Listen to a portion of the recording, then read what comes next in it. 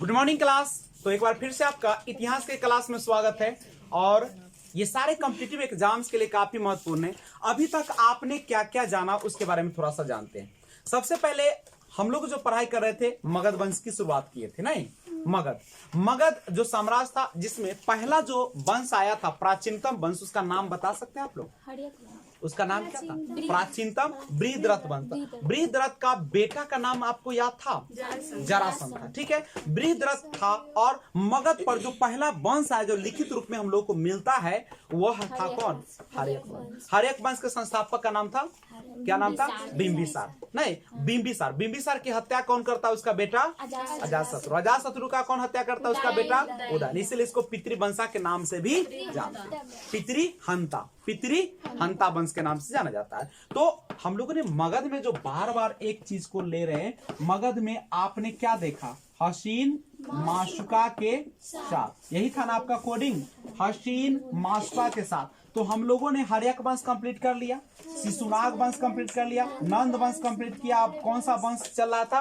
मौर्य वंश, जो कि मौर्य वंश में हम लोगों ने समाप्त कर लिया। मौर्य वंश के संस्थापक कौन थे? चंद्रगुप्त मौर्य। मौर्य वंश के संस्थापक जो थे उनका जन्म कब हुआ था? चंद्रगुप्त मौर्य का 345 ईसा पूर्व। उन्होंने गद्दी को कब संभाला? 322 ईसा पूर्व में। 322 ईसा पूर्व में चंद्रगुप्त मौर्य जो था काफी महान शासक था। उसके जो प्रधानमंत्री थे उसका नाम क्या था? चाणक्य नाम था। नहीं, चाणक्य जिसको विष्णुगुप्त या कौटिल्य के नाम से जानते। उन्होंने किताब लिखा था, उसका नाम था अर्थशास्त्र। अर्थशास्त्र से किसकी जानकारी मिलती है? राजनीति और या मौर्य साम्राज्य के बारे में। ठीक है, और आगे अगर हम लोग इसके बढ़े मौर्य साम्राज्य में, तो मौर्य साम्राज्य में जब चंद्रगुप्त मौर्य 298 ईसा पूर्व में जो जैन धर्म को स्वीकार करते हुए चला जाता है, कहाँ पे? कर्नाटक सरवन बेलगोला में। कौन किसके साथ जाता है? भद्रबाहु के साथ। और वहीं पे उसके उपवास के द्वारा क्या हो जाती है? मृत्यु हो जाती है। और उसके बाद कौन सा उसका उत्तराधिकारी कौन आता है? बिंदुसार। बिंदुसार ने अपने साम्राज्य को घटाया नहीं या न बढ़ाया, जस का तस छोड़ा। लेकिन शासक उतना अच्छा तो नहीं था, लेकिन फिर भी खराब भी नहीं, लेकिन संभाल के रखा, ज्यादा काम नहीं किया। और बिंदुसार के जो सबसे बड़े बेटे थे सुसीम, जिन्होंने तक्षशिला, कहां पे? तक्षशिला की कश्मीर जो हमला हुआ था, कश्मीर का हमला हुआ था, उसको दबाने के लिए भेजा, लेकिन वो सफल नहीं हो सका। फिर अशोक को भेजा जाता है जो कि क्या करता है? दबा देता है। और उसके बाद उस समय जो था अशोक अवंती का राजा था। कहाँ का राजा? राजा था कि राजपाल था? अवंती का राजपाल था। और अशोक जब शासन की बागडोर संभालता है, उसके बाद एक कब गद्दी पर बैठता है अशोक? 269 राज्याभिषेक कराता 269 ईसा पूर्व में। और कितने वर्ष बाद वह कलिंग पर हमला करता है? 8 वर्ष। कब करता है? 261 ईसा पूर्व में करता है। उस समय कलिंग का राजा कौन था बाबू? नंदराज। कौन था? नंदराज। कलिंग का राजा कौन था? नंदराज था। उसको क्या करता है? जीत लेता है। लेकिन वहां पे इतना ज्यादा रक्तपात होता है कि उसके रक्त को देखकर अशोक का हृदय परिवर्तन हो जाता है। और उसी दिन से उपगुप्त से वह शिक्षा लेता है और वह किस धर्म को स्वीकार कर लेता है?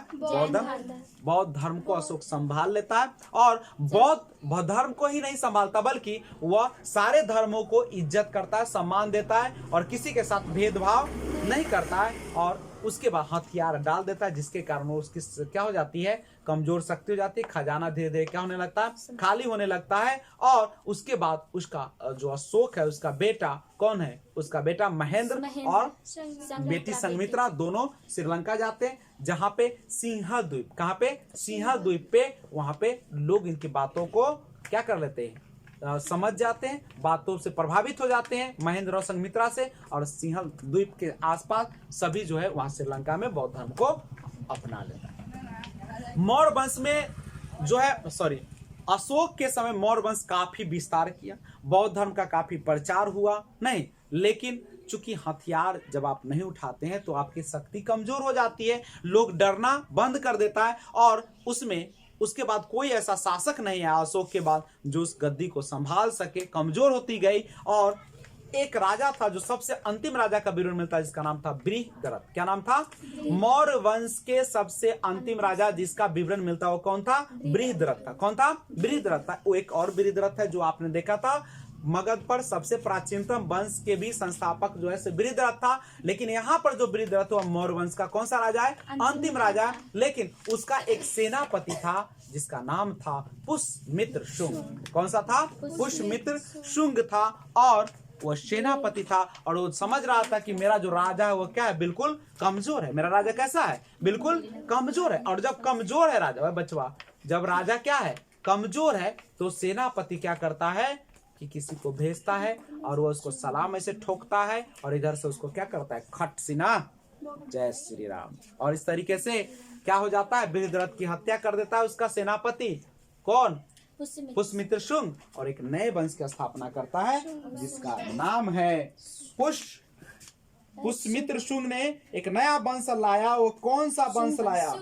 शुंग वंश। और शुरुआत हो जाती है शुंग वंश की। तो हम लोग भी क्या तैयार हैं? तो अगर तैयार है तो हम लोग गदा उठाते हैं और चलते हैं कहाँ पे? कहाँ चलेंगे बच्चे लोग? शुंग वंश की ओर बढ़ते हैं हम लोग। तो ध्यान दीजिएगा, अब हम लोग देखते हैं। तो बृहद्रथ की हत्या हो गई। बृहद्रथ की हत्या कौन कर दिया? पुष्यमित्र शुंग। कौन था? पुष्यमित्र शुंग कौन था? पुष्यमित्र शुंग जो था बृहद्रथ का क्या था? बृहद्रथ का मंत्री था, सेनापति था। कौन था? क्लास चल रही है बेबी लोग, इधर देखिए। तो यहाँ पे समझिएगा, तो जैसे ही मौर्य वंश का समाप्त होता है, कितना वर्ष चला जानते हो? 137 वर्ष चला।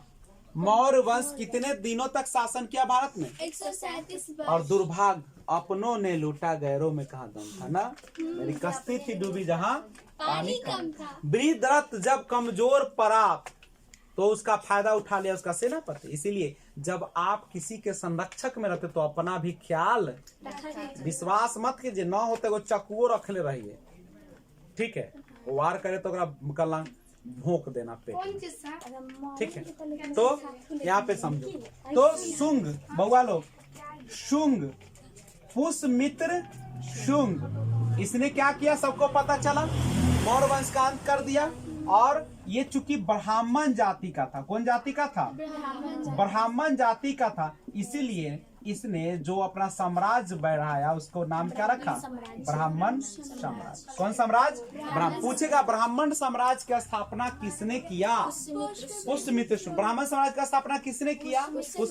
पुष्यमित्र शुंग। किसकी हत्या किया था? बृहद्रथ। बृहद्रथ कौन था? मौर्य वंश का अंतिम शासक था। उसकी हत्या कौन किया? पुष्यमित्र शुंग ने। क्यों किया? क्योंकि उसकी शक्ति कमजोर हो गई थी। कितने दिनों तक मौर्य वंश का शासन रहा? मौर्य वंश के संस्थापक कौन थे? चंद्रगुप्त मौर्य जो था कहाँ पे शिक्षा लिया था? तक्षशिला विश्वविद्यालय। किस धर्म की शिक्षा लिया था? बौद्ध धर्म। हाँ, किस धर्म के लिया था? जैन धर्म का। उसका गुरु कौन था? चाणक्य। चाणक्य ने किताब लिखा अर्थशास्त्र। कौन किताब लिखा? अर्थशास्त्र, ठीक है? तो अर्थशास्त्र में किसका वर्णन किया गया है? अर्थशास्त्र में राजनीति का या मौर्य साम्राज्य का या मौर्य काल का, ठीक है? आगे बढ़े। तो पुष्यमित्र शुंग ब्राह्मण साम्राज्य, ब्राह्मण जाति का तो ब्राह्मण समाज। और चूंकि इसके नाम में शुंग लिखा है इसलिए कौन वंश का स्थापना किया? तो पूछेगा कि शुंग वंश की नींव किसने डाला? कौन जाति का था? और इसने अपनी राजधानी को कहां पे ले गया? विदिशा। राजधानी को कहां ले गया बाबू? विदिशा में ले गया। कहां की राजधानी विदिशा बन गया? मगध का। मगध का। मगध कहाँ है आपको पता ही होगा, यहाँ बिहार के आसपास, पटना, यही ना है यहाँ पे। और चूंकि आपको पता है कि अशोक के जाने के बाद कलिंग का जो राजा था, कलिंग का राजा तो उस समय नंद राज था जिसको हरा दिया था। लेकिन आगे चल के शुंग वंश भी उतना कारगर नहीं था और कलिंग जो था उड़ीसा का क्षेत्र, उसको फिर से वहां के राजा ने क्या कर लिया? अपने कब्जे में ले लिया। और उस समय पूछेगा जब कलिंग को फिर से जीता गया, मगध से स्वतंत्र कराया गया, तो वहां का राजा कौन था? खारवेल था। कौन था? खारवेल। याद रहे, खारवेल ने स्वतंत्र करा लिया। लेकिन पुष्यमित्र शुंग ने ज्यादा बढ़ाया तो कुछ नहीं, इन्होंने ये जितना भी था पूरा भारत में मगध वंश उसको कुछ नहीं किया, केवल वहां से जो लेबल लगा था, एक स्टिकर लगा था, कौन वंश का? मौर्य वंश का, उस सब स्टिकर को फाड़ दिया और क्या कहा? लगाओ शुंग वंश। पूरा में क्या हो गया? शुंग वंश, शुंग वंश, शुंग वंश। समझे? अपन स्टिकर क्या कर लिया? चिपका दिया। लेकिन जैसी करनी फिर इसके बाद और शासक आएंगे, एक को फाड़ दिया, फिर वो अपन लगा, फिर आया, फिर फाड़ा। मतलब समझ रहे हो? इतिहास क्या कहता है? एक गलती तुम करके जाओगे और सब खानदान तुम्हारा क्या करेगा? आज तुम कोई कमजोर होता है मर्डर कर दोगे, कल उसका भी बेटा आएगा और वह भी तुमको क्या करेगा? और ये क्रम कब तक चलती रहेगी? जब तक दुनिया है। मरते जाएगा, मरते जाएगा, मरते जाएगा। लेकिन क्या साम्राज्य खत्म हो? नहीं। एगो लेरहा जाएगा तो दूसर लेरहा आएगा। नहीं, एगो लेरहा, ठीक है, मतलब वंश के है लेरहा, मतलब बेकार। तो एक वंश जाएगा, दूसरा वंश आएगा कि नहीं आएगा? तो शुंग शासनों ने, शुंग जो शासक था उसने अपनी राजधानी को कहाँ ले गया? विदिशा। कहाँ ले गया? ठीक है। लेकिन जब तुम किसी को हराओगे तो तुमको भी कोई ना कोई बाबू पैदा ले चुका है हराने के लिए। तो अब इंडो यूनानी शासक, इंडो यूनानी शासक जिसका नाम था मिनांडर। क्या नाम था उसका? मिनांडर। मिनांडर ने क्या किया? पुष्यमित्र शुंग को भी पराजित कर हरा दिया। बात खत्म है, राम कहानी। लेकिन एक क्वेश्चन जो बराबर पूछता है, अश्वमेध 3 प्रकार के यज्ञों की चर्चा की गई है। कौन कौन? वाजपेय, अश्वमेध और वाजपेय, अश्वमेध और एक और है राजसूय। कौन यज्ञ? 3 प्रकार के यज्ञों की चर्चा। फिर से बोल दूं, वाजपेय नहीं, अश्वमेध और राज। अब ये क्या है तीनों? राजा, राजसु यज्ञ में क्या होता है? राजा के लिए, राजा के लिए, राजा के लंबी उम्र के लिए, राजा के भलाई के लिए, बाल बच्चा उबलाइत रहे, जो नया फिर गो वंश आए, इसके लिए कौन यज्ञ? अश्वमेध यज्ञ। अपनी घोड़ा को, उजले घोड़ा को छोड़ दिया जाता था राजा, और जहां तक जाता था अगर कोई विरोध न करे तो वहां तक क्या हो जाता था? उसका साम्राज्य। वाजपेयी में क्या होता था? राजा अपनी शक्ति प्रदर्शन दिखाता था। क्या दिखाता था? एकदम लेके हम ऐसे ना, पूरा एकदम से, समझे? तो ये वाजपेयी शक्ति प्रदर्शन के लिए। तो ये जो था पुष्यमित्र शुंग, एक बार नहीं, दो बार अश्वमेध यज्ञ किया। कै बार? 2 बार। कै बार उज्जर घोड़ा छोड़ा? उज्जर घोड़ी कोई छोड़ देता, एकदम भाग जाता कहूँ और हो गए खत्म, यज्ञ खत्म, ले डूब, ले लुटिया। पुष्यमित्र शुंग, तो पुष्यमित्र शुंग ने कै बार अश्वमेध यज्ञ किया? 2 बार। पूछेगा कि कौन ऐसा राजा था जो 2 बार अश्वमेध यज्ञ करवाया? अश्वमेध कौन करवाया? इनके लिए पतंजलि ने अश्वमेध यज्ञ कराया। कौन करवाया था बउआ? पतंजलि। कौन करवाया था? पतंजलि। आपका पूरा भारत 16 महाजनपदों में बटा हुआ, जानते हो ना तुम लोग? ठीक, जिसमें सबसे शक्तिशाली मगध, जिसके बारे में हम लोग पढ़ रहे, हसीन मासुका के साथ। किसके साथ? तो अभी हम लोग पुष्यमित्र शुंग में एंट्री मारे। पुष्यमित्र शुंग किस वंश का संस्थापक है? शुंग वंश का, या उसी का नाम क्या है? ब्राह्मण। कौन जाति का था? किस वंश की स्थापना किया? और राजधानी कहाँ रखा? और उसको किसने पराजित किया? मिनांडर को हम उल्टे पढ़ा देते नहीं, मिनांडर को पुष्यमित्र शुंग ने हरा दिया। आहा, अफसोस अफसोस। किसको हरा दिया? मिनांडर नहीं हरा है, वो जीता। कौन हारा? मिनांडर हार गया। हमने उल्टे पढ़ा दिया, इसलिए कहते हैं पूरा वीडियो देखिए। आप लोग बीच में छोड़ देते हैं, हम उल्टा वाला जान के गलती पढ़ा देते हैं, ताकि आपको पूरा वीडियो नहीं देखेगा, आपका सब भकलोल हो जाएगा, एग्जाम नहीं निकलेगा। इसलिए पूरा वीडियो देखिए, छोड़ छाड़ के वीडियो नहीं देखिएगा, समझे? तो ज्यादा तेज बनिएगा ना तो 3 बार मौखिएगा। चलिए, तो पूछेगा अश्वमेध यज्ञ कौन कितने बार कराया था? पुष्यमित्र शुंग ने 2 बार कराया था। इसके कौन करवाया था? इसके लिए पतंजलि। कौन करवाया था? भरहुत स्तूप का निर्माण पुष्यमित्र शुंग ने करवाया। भरहुत स्तूप। कौन स्तूप? बाबू एगो बात बड़ा गड़बड़ था, स्तूप, दो चीजों का निर्माण अशोक बड़ा करवाता था, एक चैत्य और एक स्तूप, एक चैत्य और एक स्तूप। स्तूप क्या था?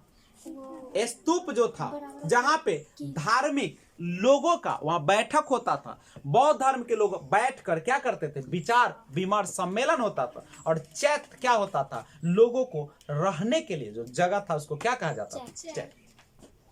बहुत बनवाया। और ये जो शुंग वंश का संस्थापक था कौन? पुष्यमित्र शुंग। ये अताई भारत के सभी स्तूपों को लगभग क्या करवा रखा था, ये तोड़वा रहा था, क्योंकि इसको दुश्मनी था कौन धर्म से? बौद्ध धर्म से। बौद्ध धर्म का ये क्या करने लगा? नाश। सबसे ज्यादा नाश किया है सब पुष्यमित्र शुंग सब। लेकिन कुछ स्तूप का पुनर्निर्माण भी करवाया, समझे, लेकिन तोड़वा दिया। अब तोड़ सब रहेगा ब्राह्मण, सब क्या रहेगा? बौद्ध को हटाओ, ठीक है। भरहुत स्तूप का निर्माण कौन करवाया? भरहुत स्तूप। किस? भरहुत स्तूप का निर्माण कौन करवाया? लेकिन सबका अंत आता है, पुष्यमित्र शुंग का भी अंत आया। और उसके बाद इस वंश का जो अंतिम शासक बना, शुंग वंश का कौन बना? शुंग वंश का अंतिम राजा कौन था? देवभूति। और देवभूति अंतिम शासक था और इसकी हत्या 73 ईसा पूर्व में, कहिया 73 ईसा पूर्व में वासुदेव ने कर दी। और इस तरीके से यह भी वंश क्या हो गया? समाप्त। कौन वंश समाप्त? शुंग वंश। और नया वंश आया जिसका नाम क्या पड़ा? कर्ण वंश। कौन वंश आया बच्चे लोग? कर्ण वंश। कर्ण वंश का स्थापना कौन किया? वासुदेव। कौन किया? वासुदेव ने किया। और ये सब कोढ़िया सब है, ये सब खाली आता है, शराब उराब जुआबाजी करता है, शादी ब्याह करता है, ऑर्केस्ट्रा देखता है और दुनिया से क्या हो जाता है? कोढ़िया सब है। ये कर्ण वंश का अंतिम राजा कौन था? सुशर्मा।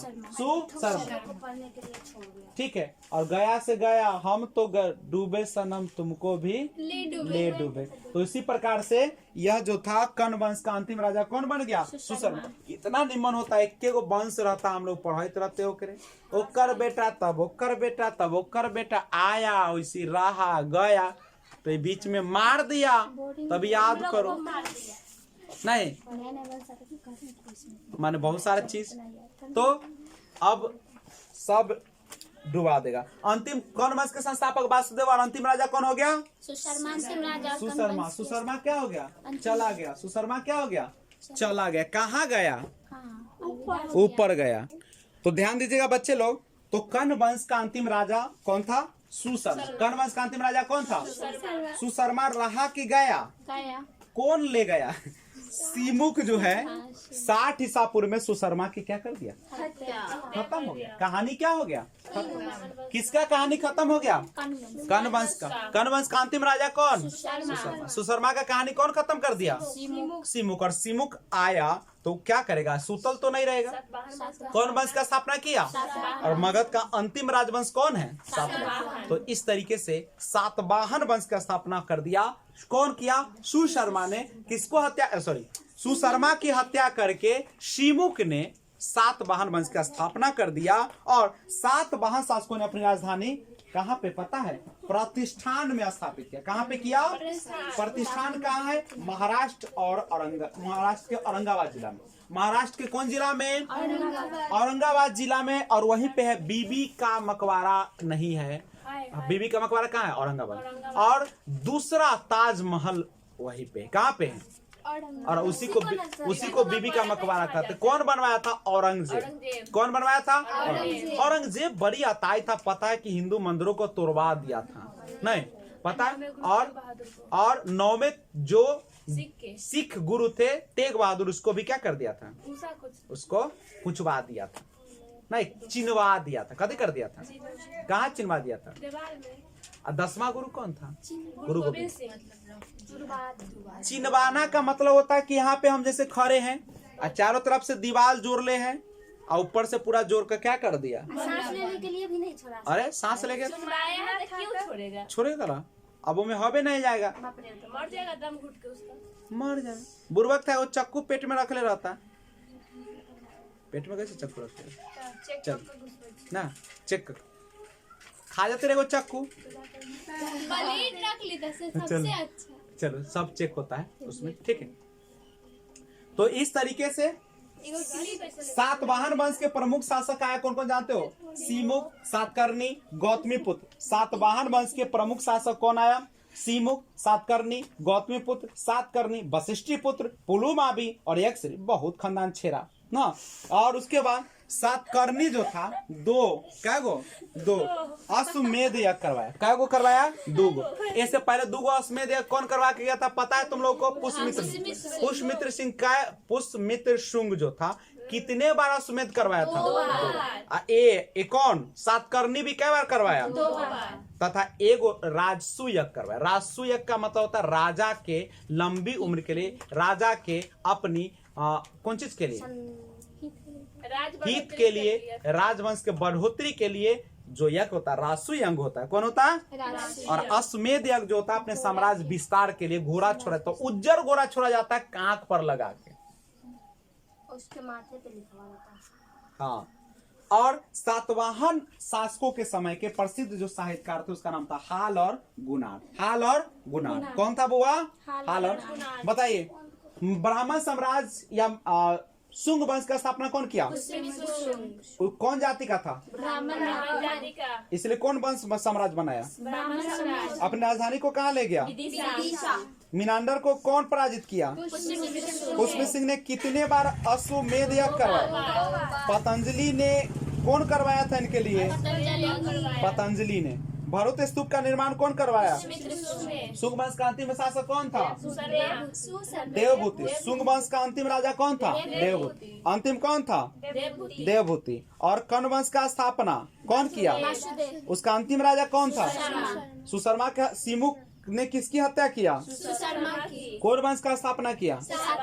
कहाँ पे? महाराष्ट्र में कि यूपी में? महाराष्ट्र में। कहाँ पे? महाराष्ट्र में। कथी किया? राजधानी बनाया। सातवाहन जो था ना आंध्र प्रदेश के रहने वाला था। कहाँ का रहने वाला था?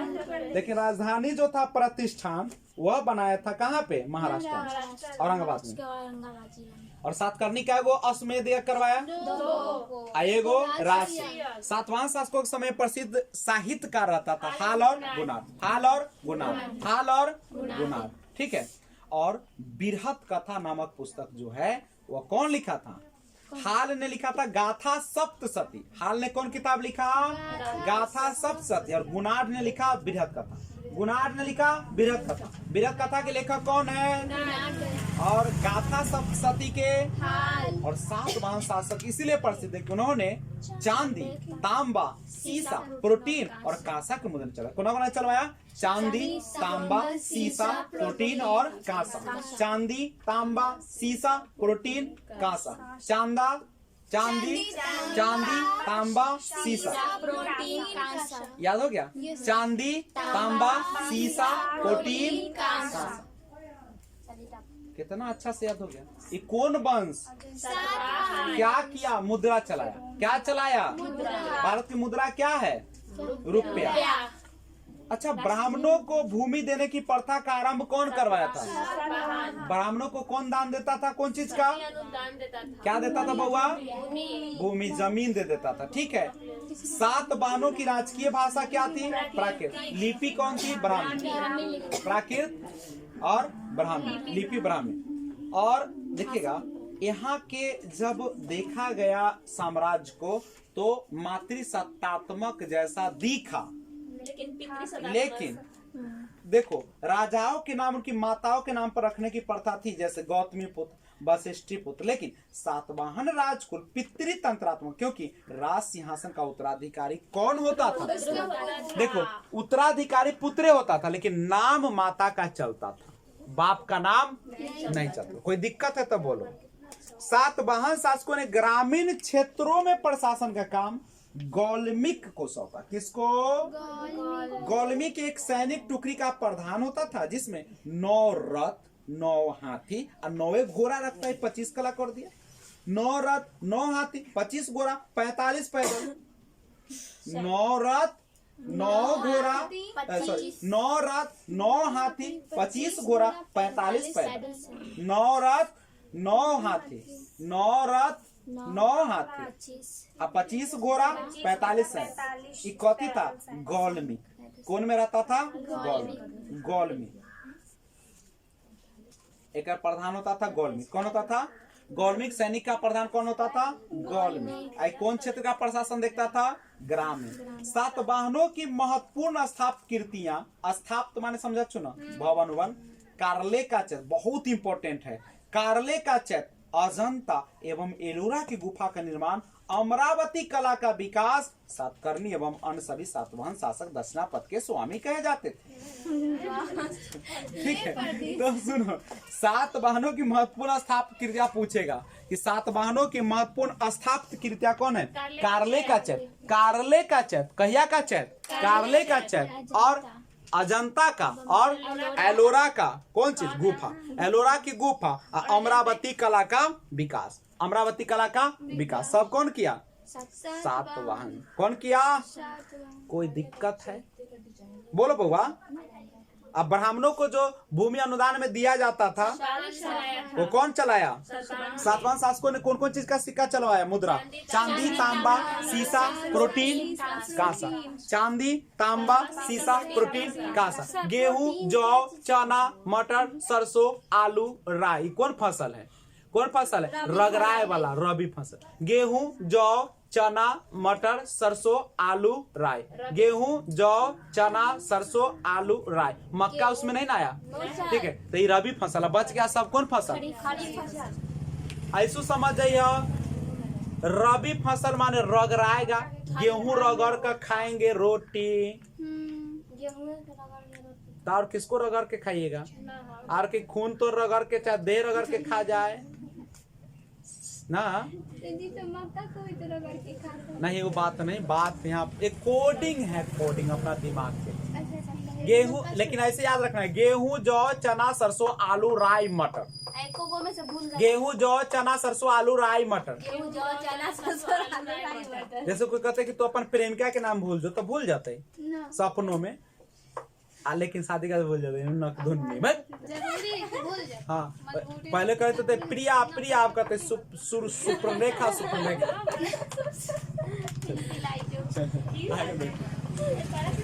आगे बढ़ो। कोई दिक्कत है क्या? तो इस प्रकार से क्या हो गया? इस प्रकार से एक तरह से मगध को हम लोगों ने आज लूट लिया। मगध को हम लोगों ने आज क्या कर लिया? लूट लिया। ऐसा लुटान लूटे समझ में ना आया।